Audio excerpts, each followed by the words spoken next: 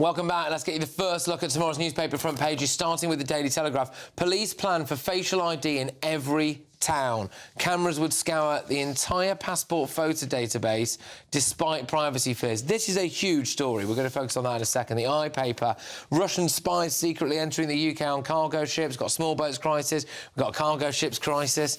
The Guardian, bullying culture hard patient safety as scandal hit NHS hospital. Farage aims to reverse takeover of the Tory party. It was interesting because yesterday the left-wing press was saying that they were going to merge, and now it's turned out it's not happening. And The Sun, sup for the cup. Fans 1 a.m. pints watching Three Lions. Summer boost for struggling pubs. Pubs are going to be able to pour pints until 1 a.m. if England reach the quarters, the semis, or the final. No danger of that, then. Well, we'll see. Right, let's focus on facial ID recognition. So, police will be given access to Britain's passport database to catch criminals under an expansion of facial recognition technology that could be deployed in every city, town and village.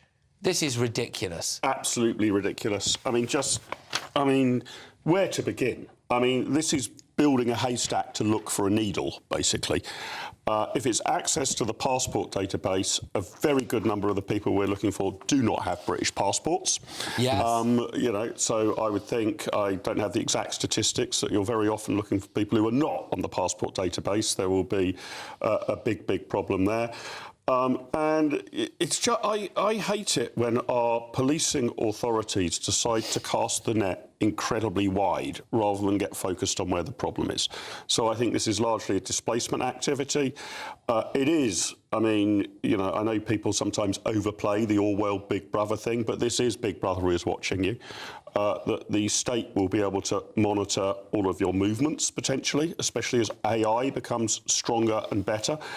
And I do not sufficiently trust the state to ensure that this data will always be used for benign purposes. Let me read some more on this. Labour is proposing that police could compare photos of crime suspects from CCTV, doorbells and dash cams against those on government databases, including the passports of 45 million Brits. The plans are part of a Home Office consultation launched today to establish a legal framework for all police forces to use facial recognition technology to catch criminals. Adam, are you worried about this? It's a very dystopian future that we're looking at for us and our children.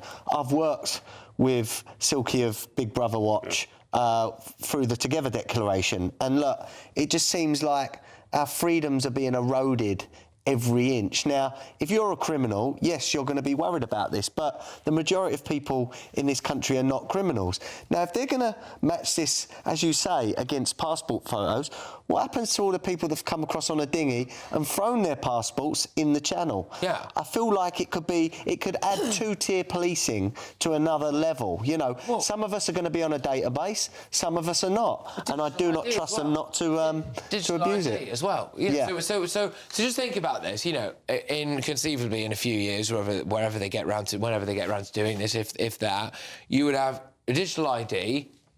Your passport photo would be stored and available for every single police force in the country, and every single town, city and village will have facial recognition cameras to be able to track you. I don't think I want to live like that, really, Nina. Well, it does seem a slippery slope, doesn't it? But, Adam, really, if we're talking about illegal migrants, they're a drop in the ocean compared to the entire population of this country, so that's hardly... They're also committing a lot of crimes in a lot of towns, yes, Nina. Yes, we understand that, but there are a lot more people committing a lot more crimes, and we shouldn't just ignore those, because if we concentrate on migrants and the crimes they commit, then we do a disservice to the victims, vastly more victims of the others.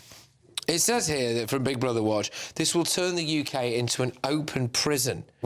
Mugshots for a giant surveillance database, putting the British public at risk of misidentification and injustice. You know, there is at least, I think, despite the fact that we know the CCTV everywhere, and I appreciate the irony of me talking to you from literally in front of a camera at the moment.